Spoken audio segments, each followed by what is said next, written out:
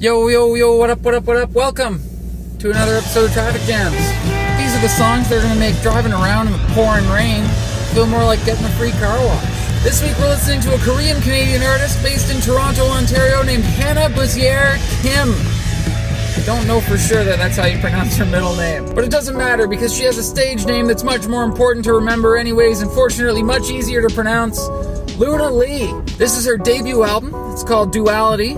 Came out this year. I just discovered it and I am obsessed. She's a multi-instrumentalist, a songwriter, a composer, and a producer. And she's been using those skills to mix indie rock and psychedelic sounds with classical and pop structures to create this truly unique and beautiful and, dare I say, futuristic music.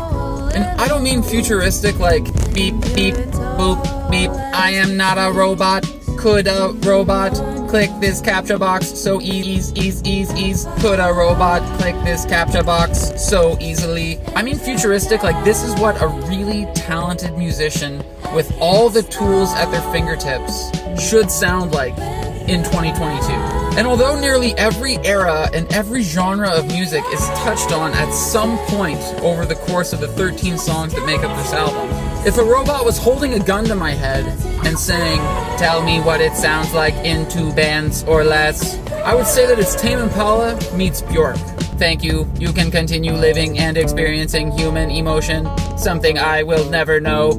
Boo hoo. But even saying that feels so wrong because there's epic rock moments that sound like something Tenacious D would write. And there's guitar parts that sound like the Allman Brothers. And there's funky bass lines that make you feel like you're listening to Earth, Wind & Fire. And there's violin parts that sound like the blissful sunny day theme from a friggin' Disney soundtrack. And the subject matter covered in the lyrics is just as diverse. But my favorite thing about Hannah, or Luna Lee, is that she is that classic story of putting in years of effort to become an overnight success. She went to school for classical music and she was grinding it out in the city, and the pandemic hit and she was forced to hide in her bedroom and make music on her own. And this is what she came up with. It's incredible. She started posting little clips from these compositions on social media, and as it started to get traction, she thought, wow, I might really have something here. And she was right. She does. But don't take my word for it. Go check her out. Keep your eyes on the road. Come back next week. Wow, this road's bumpy. Come back next Monday for another episode of Traffic Jams. See you then.